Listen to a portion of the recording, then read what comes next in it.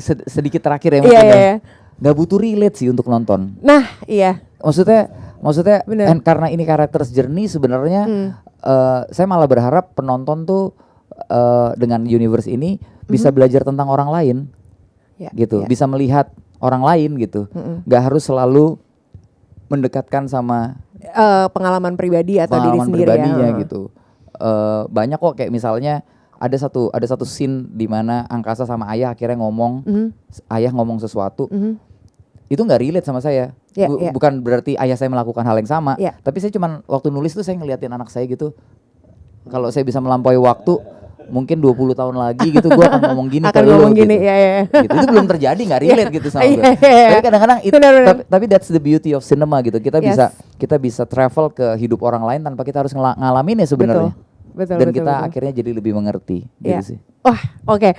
Hai Hard Rockers, kembali lagi di Soundtracks barengan sama Dewi Hanafi pastinya. Selamat datang buat yang lagi nonton di YouTube channelnya Hard Rock FM dan atau yang ada lagi mendengarkan siaran kita hari Selasa jam 9 sampai jam 11 malam untuk Hard Rockers yang di Jakarta, Bandung dan juga Surabaya. Atau pastinya lo bisa streaming selalu siaran kita dimanapun via hardrockfm.com. Nah di Soundtrack seperti biasa kita selalu mengundang para penggiat film ya, mulai dari sutradara, cast atau siapapun itu yang terlibat dalam perfilman di Indonesia. Kita akan ajak ngobrol-ngobrol di sini. Nah kali ini kita udah rame-rame nih Hard Rockers, apalagi buat lo yang mungkin sudah nggak sabar gitu ya mengikuti kelanjutan dari Nanti Kita Cerita Tentang Hari Ini. Nah kita udah bisa lihat nih kelanjutan ceritanya filmnya Hard Rockers yang baru kembali disutradarai oleh Angga Dwi Masa Songko, di mana film ini menjadi cerita terakhir dari keluarga Narendra di NKTCHI Universe dan diberi judul Hari Ini Akan Kita Ceritakan Nanti. Dan kita juga sudah bisa ditonton karena sudah tayang di Netflix tanggal 27 Juli 2023. Tapi kira-kira sebenarnya gimana cerita yang diangkat dari film Hari Ini Akan Kita Ceritakan Nanti? Langsung aja kita sambut dulu yang sudah hadir di sini, sang sutradara Mas Angga Dwi Masa Songko. Halo Dewi. Selamat datang Mas Doni Damara. Halo Dewi. Dan juga Yunita sudah hadir di sini, Data Siregar, pemeran Ajeng dan juga pemeran Narendra alias ayah dari Angkasa ya. Sebelumnya congratulations, akhirnya film ini sudah tayang. Thank you. Ini kayaknya mungkin pas pertama kali film pertama keluar gitu ya, Nanti Kita Cerita Tentang Hari Ini, orang nggak menyangka kalau ternyata wah seru banget nih, akhirnya menjadi sebuah universe gitu kan. Ini setelah 2 film sebelumnya kita fokus kepada karakter Awan si bungsu dan Aurora si anak tengah. Nah pada film ini kita akan fokus sama tokoh Angkasa. Ya, lebih tepatnya Angkasa dengan ayahnya Narendra. Mungkin dari Mas Angga boleh diceritakan sedikit tentang gambaran cerita yang nanti akan kita selami dari film Hari Ini Akan Kita Ceritakan Nanti. Jadi installment ketiga ini dibikinnya spesial. Karena kalau kita lihat yang film yang pertama NKCTHI kan kita mulai berkenalan sama karakter-karakternya. Ada masalah apa yang terjadi di present time mereka, yang kemudian kira-kira kejadian atau peristiwa yang mempengaruhinya, maka kita kembali ke belakang. Di Jalan yang Jauh kita fokus sama satu karakter, bicara tentang merantau, bicara tentang self discovering, sehingga kita bicara di momen itu yang kemudian kita cacah gitu ya. Kalau di sini yang ketiga di Hari Ini Akan Kita Ceritakan Nanti, kita fokus sebenarnya sama 2 karakter, 2 laki-laki dalam keluarga, Narendra dan Angkasa. Dan kita bercerita dengan pendekatan yang sedikit eksperimental gitu ya. Jadi kamu kalau nonton akan ngerasain nonton prequel sama sequel dalam satu film. Gitu. Oke. Jadi kita bicara tentang masa lalu, bagaimana keluarga ini dimulai, sama bagaimana akhirnya keluarga ini dengan 2 bisa dibilang tokoh yang paling berkonflik, akhirnya menyelesaikan itu gitu. Oke. Kan kalau kita lihat dari film yang pertama kan kelihatan banget yang paling berkonflik itu sebenarnya angkasa sama ayahnya. Betul. Bukan awan sama ayahnya. Iya, gitu. iya.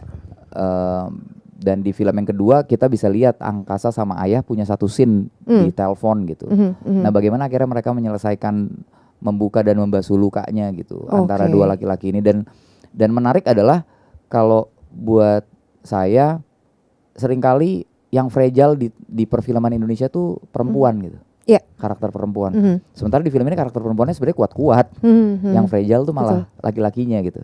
Dan menarik ngelihat broken man trying to heal gitu. Iya.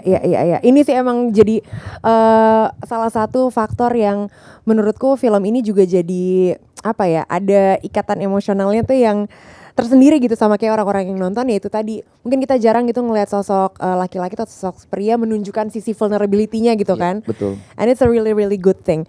Nah tadi kalau misalnya Mas Angga juga udah sempat mention gitu, emang ini kelihatan banget konflik dari Angkasa dan ayahnya Narendra gitu, yang memang dari kedua film sebelumnya kita juga bisa ngeliat memang karakternya ini cukup keras gitu kan. Dan ada momen Narendra berantem sama Angkasa.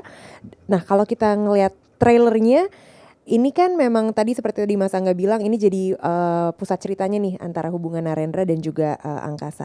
Dari kedua film sebelumnya sebenarnya gimana nih evolusi karakter dari kedua pria ini yang emang menjadi panutan di keluarga gitu sejak film pertamanya muncul?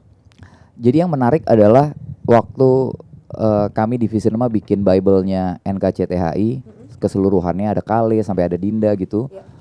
Kami tuh mencoba untuk bikin pendekatan drama yang berbeda, bahwa dramanya tuh nggak plot driven, tapi karakter journey gitu. Jadi memang kita akan melihat journey-nya karakternya berubah. Aurora yang di film pertama berbeda dengan Aurora yang di film kedua ketika dia hidup sendiri gitu. Bener. That's character journey. Angkasa juga tumbuh jadi orang yang berbeda. Di film pertama kita lihat dia kakak yang kuat, di film kedua dia kakak yang manly, kalau ada yang macam-macam sama adiknya dipukul gitu. Di film yang ketiga kita malah akan ngelihat sisi fragile-nya dia gitu.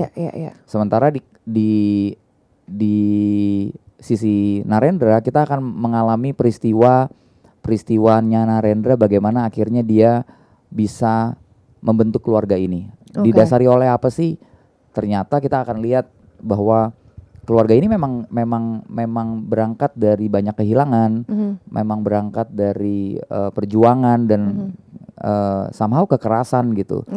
Sehingga ketika Narendra di film pertama jadi protektif, kita bisa lihat alasannya gitu.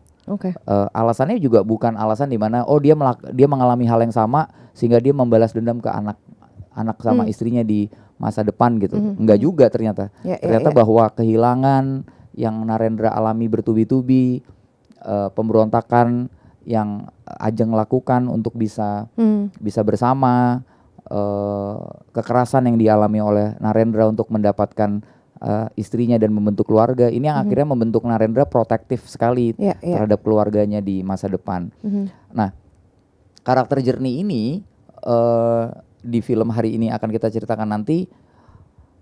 Aku berusaha bikin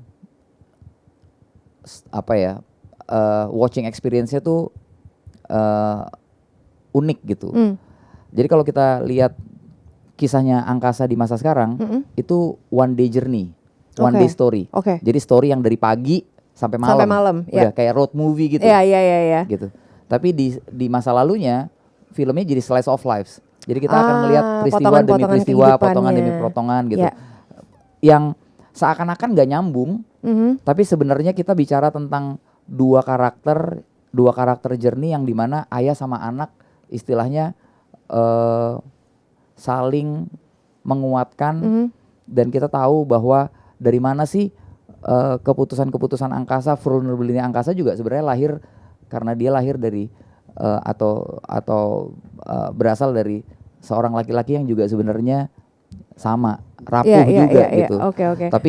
Tapi dua scene itu kalau di film hari ini akan kita akan lihat scene-nya sebenarnya kontradiktif, tapi sebenarnya kita bicara dengan satu karakter dengan dua sisi yang berbeda gitu. Kayak misalnya contohnya ada satu sedikit cerita gitu ya. Ada satu momen di mana di masa lalu Narendra menghadapi ayahnya Ajeng. Cut-nya di masa sekarang Angkasa berani berhadapan dengan laki-laki yang dianggapnya sebagai selingkuhannya Lika gitu. Jadi sama-sama menghadapi challenge-nya di depan dengan vulnerability yang sama gitu. Itu sih. Wah, gila nih Hard Rockers, kalau misalnya belum sempat nonton, untuk sekarang sudah tayang di Netflix, jadi sebenarnya bisa langsung ditonton karena lagi-lagi yang menarik dari rangkaian universe ya NKTCHI ini adalah yaitu sebenarnya justru kekuatan dari karakter-karakternya masing-masing. Betul. Kan. Oke, dan sebenarnya gini sih, sedikit terakhir ya mungkin nggak butuh relate sih untuk nonton. Nah, iya. Maksudnya karena ini karakter journey sebenarnya saya malah berharap penonton tuh dengan universe ini bisa belajar tentang orang lain, gitu, bisa melihat orang lain gitu, nggak harus selalu mendekatkan sama pengalaman pribadi atau diri sendiri ya. Gitu. Banyak kok kayak misalnya ada satu scene di mana Angkasa sama ayah akhirnya ngomong, ayah ngomong sesuatu. Itu nggak relate sama saya. Bukan berarti ayah saya melakukan hal yang sama, tapi saya cuman waktu nulis tuh saya ngeliatin anak saya gitu. Kalau saya bisa melampaui waktu, mungkin 20 tahun lagi gitu gue akan ngomong gini ke lu gitu. Gitu. Itu belum terjadi, nggak relate gitu sama gue. Tapi kadang-kadang tapi that's the beauty of cinema gitu. Kita bisa travel ke hidup orang lain tanpa kita harus ngalamin ya sebenarnya. Dan kita akhirnya jadi lebih mengerti gitu sih. Wah, oke. Mas Angga udah lumayan banyak nih ngasih share gambaran tentang film hari ini akan kita ceritakan nanti. Nah, ini ada fokus kepada perbedaan pandangan tentang hidup dan juga pernikahan antara dari karakter Angkasa dan juga Narendra, ya kan, khususnya setelah jarak yang timbul antara si Angkasa dan Lika yang tadi juga Mas Angga udah sempat mention.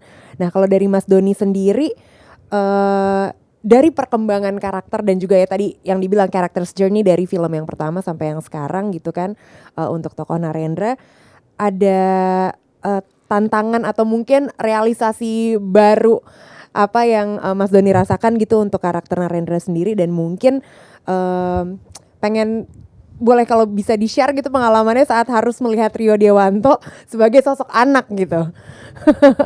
Gimana tuh Mas Doni? Ya, berangkat dari yang tadi dijelasin oleh Angga bahwa karakter journey dari Narendra pada saat di film pertama di NKCTHI, terus meski di Jalan Jauh Jangan Lupa Pulang sampai sekarang, ya Narendra harus bertransformasi begitu anak-anaknya masih di rumah. Kemudian anaknya ada yang pergi keluar dari Indonesia sampai tiba-tiba anaknya keluar dari rumah untuk tinggal di satu tempat lagi bersama istrinya. Ya menyikapi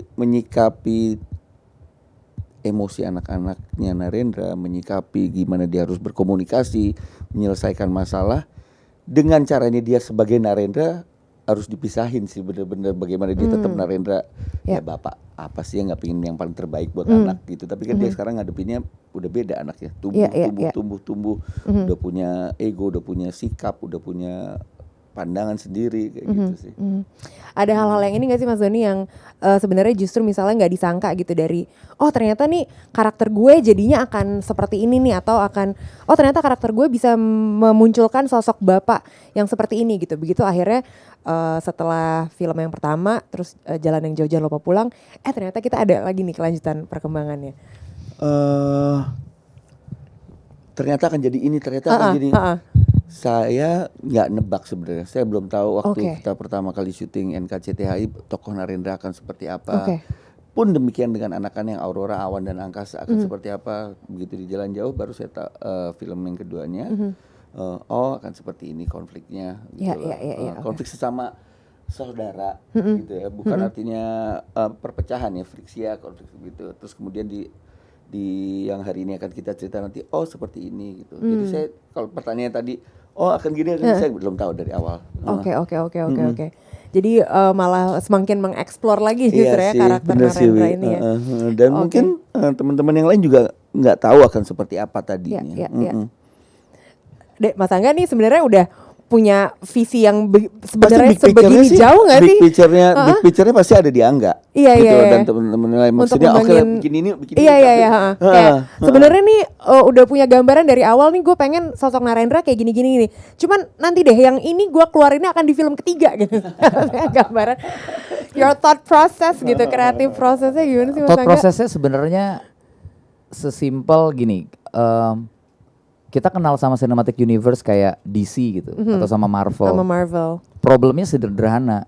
V-Cinema nggak pernah V-Cinema. Maksudnya Indonesia itu nggak punya budaya superhero.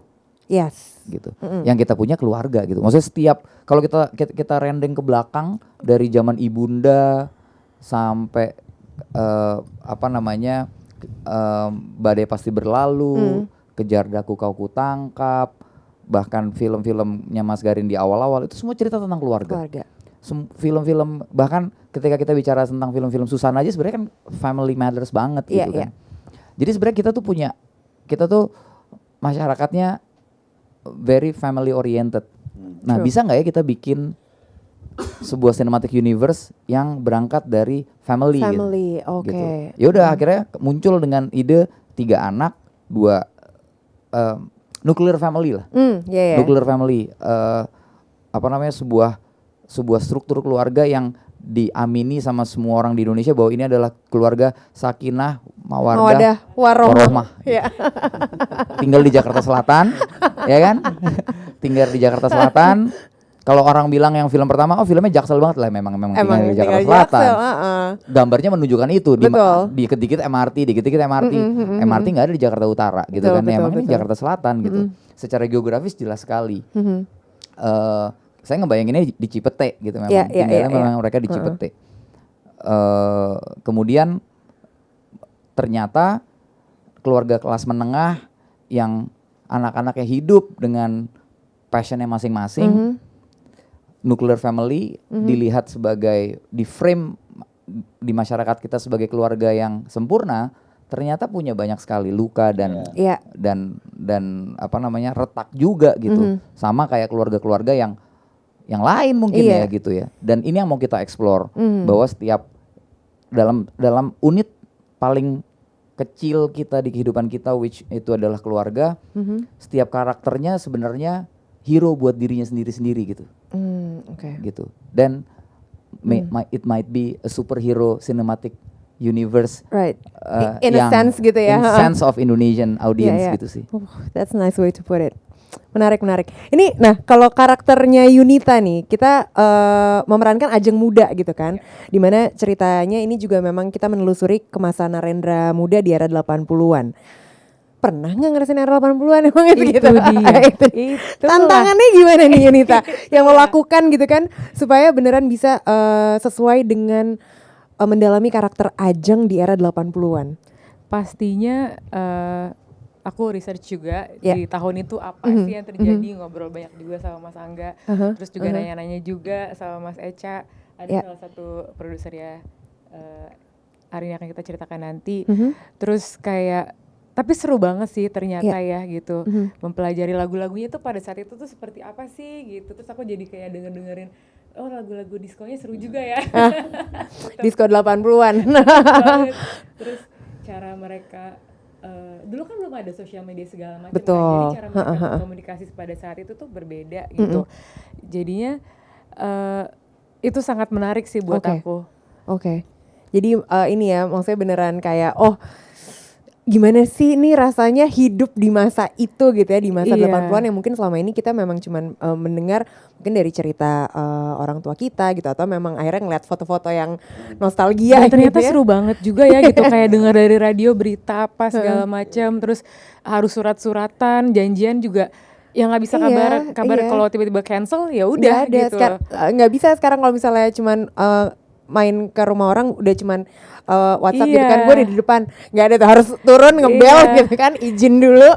Jadi seneng banget bisa dan mendapatkan 80-an di film ini juga kita berusaha buat masukin konteksnya gitu ya. Kayak misalnya pertemuannya Narendra sama Ajeng itu dimulai dari sebuah peristiwa kecelakaan kereta besar gitu yang memang terjadi gitu di tahun tersebut, di tahun tersebut. Dan 80-an tuh juga digambarin sebagai set dengan konteks sosial politiknya juga gitu, kayak misalnya contohnya keluarganya Ajeng itu berasal dari keluarga pejabat.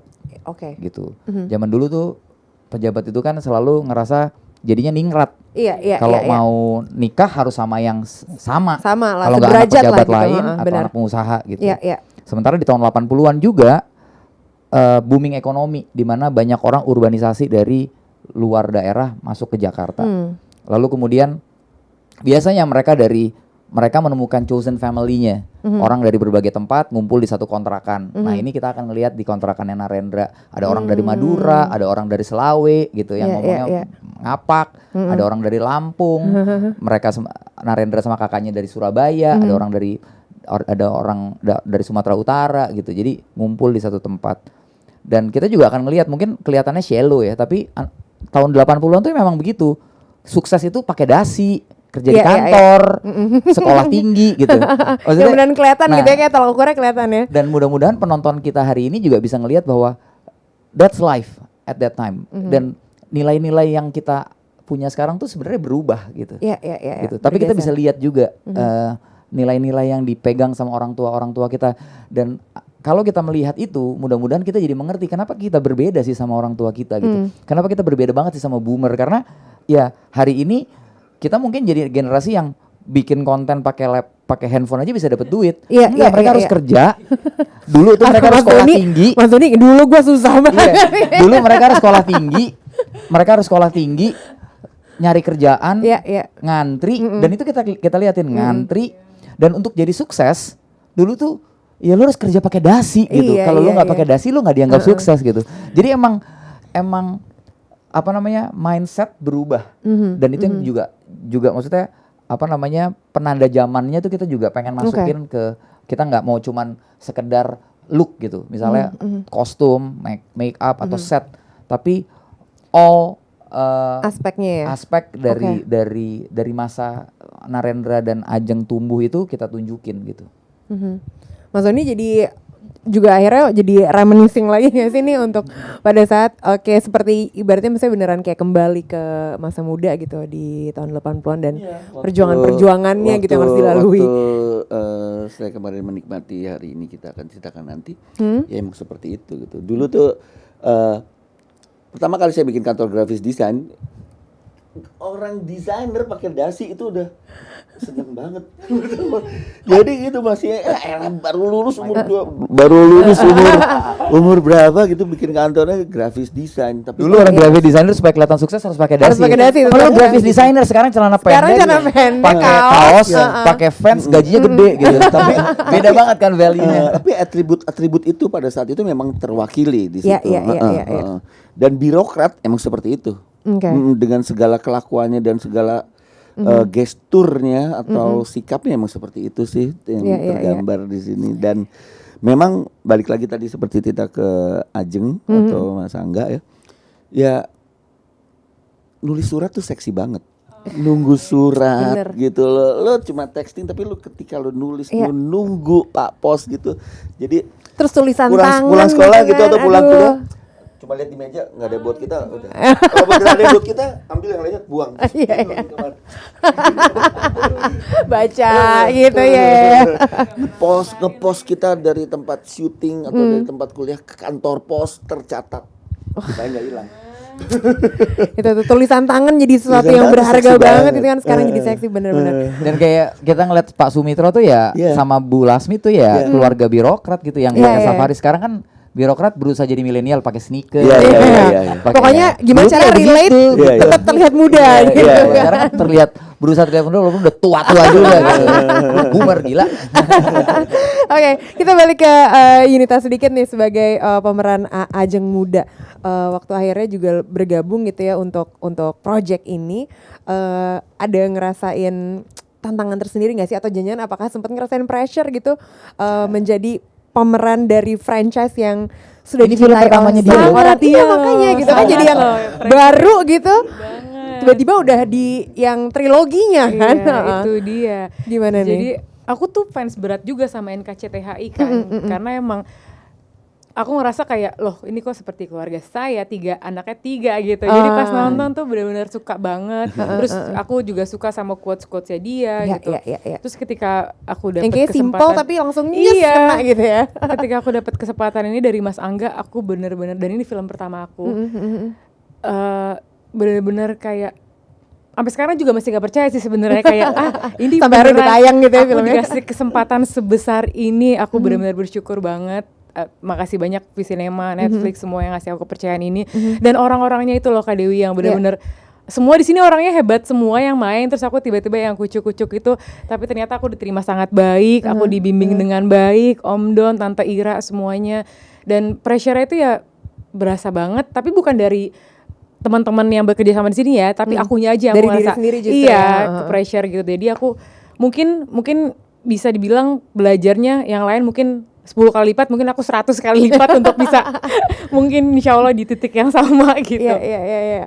Nah ini tadi Mas Angga udah share banyak sekali gitu ya soal jatuhnya universe NKCTHI ini, dimana pengen mengangkat sesuatu yang emang ya udah family oriented gitu, terutama memang buat kita yang di Indonesia sangat family oriented. Nah tapi mungkin dari masing-masing punya makna tersendiri gitu buat kalian. Apa sih arti sebuah keluarga? Dari Mas Doni dulu deh, boleh nggak? Kayaknya udah siap nih. Ya, institusi paling kecil ya di mana-mana juga keluarga ya. Pertanyaan tadi apa sih arti keluarga? Arti keluarga. Iya. Kalau buat Mas Doni apa? Ya tempat kita bonding, tempat kita selayaknya ya. Terus tempat kita bonding, tempat kita mau leyeh-leyeh, mau nangis, mau teriak, ya udah disitulah. Gitu. Di dalam satu obrolan dimanapun, mau di meja makan kayak gitu. Dan siapa sih yang pernah jadi orang tua? Nggak ada yang pernah jadi orang tua. Kalau aja gue pernah jadi orang tua gitu, gue mungkin nggak akan melakukan A, B, C, D. Tapi kan semua di proses keluarga itu susah. Ya universitas itu university of life lah. Susah lulusnya gitu loh. Iya. Jadi amat sangat dalam sih. Keluarga. Terus lu boleh berantem sama 10 orang tapi lu jangan nyentuh keluarga deh. Iya. Kayak gitu. Oke. Kayaknya ikatan paling kuat gitu ya. Iya, belum jadi yang baik aja mah gampang. Untuk istilah sekarang gitu ya. Bapak-bapak yang baik mah gampang, bapak yang asik tuh susah. Dia tuh. Dari Mas Angga? Mungkin mirip ya kalau buat saya tuh keluarga tuh bangunan yang nggak pernah selesai. Gitu, dan nggak bisa ditinggalin. Mungkin ada orang-orang yang mampu meninggalkan keluarganya gitu ya. Ada gitu. Tapi di hidup saya keluarga tuh di frame sebagai sebuah tadi unit atau institusi yang rigid dan sacred gitu. Jadi dia dan kemudian saya tumbuh jadi Angga yang hari ini gitu ya. Saya ngerasa oke, kalau itu memang fix, which secret dan rigid, maka itu bangunan yang nggak akan pernah selesai gitu. Dan yang bisa dilakukan adalah mengusahakannya aja. Always in progress gitu. Always in progress dan mengusahakan, dan kenyataan yang nggak bisa kita lari gitu. Sometimes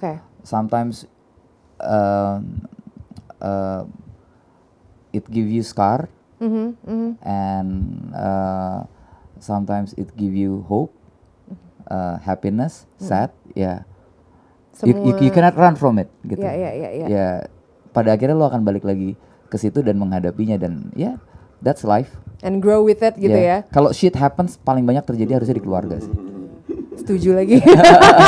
Setuju lagi. Kayaknya semua orang juga masing-masing pasti ngalamin. Tapi di situ kita belajar untuk fix the shit, right? Di tempat lain mungkin kita bisa lari, di keluarga kita nggak bisa lari. Benar. Itu aja sih. Nah, Yunita gimana nih? Kalau aku keluarga pasti hal yang paling berharga dalam hidup sih keluarga sih ya. Dan kalau aku korelasiin sama film hari ini akan kita ceritakan nanti, karena di sini aku bersepatu di sisi orang tua. Nah, jadi aku kayak ada hal baru dari pandangan aku. oh berarti orang tuaku juga dulu menghadapi sesuatu yang membentuk pribadi mereka sekarang, dan itu aku jadi lebih pengen tahu kayak apa sih yang bikin lo berdua tuh jadi kayak sekarang, dulunya lo tuh kenapa gitu. Kenapa sih aku diginin, kenapa dulu mama tuh ngalamin apa gitu kan ya. Tapi jadi lebih menghargai sih maksudnya keputusan-keputusan yang mereka ambil gitu. Terus hal yang Narendra lakuin ke angkasa, ternyata sesimpel kata maaf dari orang tua setulus itu aja bisa membasuh semua luka gitu loh. Jadi buat aku juga mungkin someday kalau aku jadi orang tua, hal sekecil itu yang dilakuin tuh bisa membuat anaknya tuh jadi lebih apa ya, lukanya bisa sembuh dengan cuma kata maaf itu sih. Iya sebenarnya satu hal yang simple itu ya. Iya, ternyata nggak cuma anak yang bisa bikin salah, tapi orang tua pun bisa gitu. Dan kayaknya berarti harusnya orang tua juga nggak apa-apa untuk bilang maaf gitu kan. Oke, ini selain dari yang ya udah Mas Angga sebagai sutradara, Mas Doni dan juga Yunita terlibat berperan dalam film ini, pada akhirnya udah rampung selesai, nonton bareng-bareng. Semua udah nonton bareng-bareng ya, nonton bareng-bareng ya. Nah ini saat akhirnya juga jadi di sisi penonton gitu, menonton beneran ini satu karya kalian gitu sudah selesai. Menurut kalian apa yang nanti dari Hard Rockers gitu, mungkin untuk kita yang mungkin belum nonton, apa yang bisa nilai-nilai apa yang nantinya bisa kita bawa atau bisa kita dapatkan dari setelah menonton hari ini akan kita ceritakan nanti? Dari saya. Mungkin pasti kan beda tuh pada saat proses syuting, lagi main gimana, tapi begitu udah nonton, oh ternyata gue juga jadi dapat nih hal-hal ini gitu. Nontonlah 5-5-nya, 3 film utama sama 2 spin-off. Oh oke. Dan ada semua di Netflix sebagai NKCTI Universe Collection. Kemudian yang saya mau sampaikan dan kemudian juga saya rasakan sebagai penonton adalah we're only humans after all. We're only humans after all. Itu aja sih. Nice. Dari Yunita? Kalau dari aku, ini kalau aku lebih personal mungkin ya gitu. Kayak karena aku tidak mempunyai orang tua yang lengkap, jadi pandangan aku selalu kayak, oh enak banget ya kalau orang tuanya lengkap tuh kayak hidup sempurna. Ternyata tidak sesempurna itu juga kok, di dalamnya tuh tetap ada kekacauan juga gitu. Jadi semuanya punya masalah masing-masing, jadi kayak point of view-nya sekarang udah jadi berubah, kayak nggak perlu iri lah dengan yang lengkap, kita punya masalah masing-masing. Dan itu tadi yang aku bilang, sesimpel kata maaf tuh bisa membasuh luka sih, itu nilai yang paling aku ambil sih. Oke. Nice, very nice. Dari Mas Doni? Iya benar sih, saya ngelanjutin dari Angga sama Yunita. Less is more sih menurut saya. Iya, jadi yang paling penting menurut gue ya pribadi, lu cuma tinggal bilang maaf, tolong, terima kasih. Aduh itu 3 magic words ya. Iya sih, udah emang sesimpel itu. Gets you through life. Dan kalau emang pada saat yang tepat, pada saat yang kita rasakan tepat, itu pasti udah lo penyok dalam rasanya. Penyok dalam.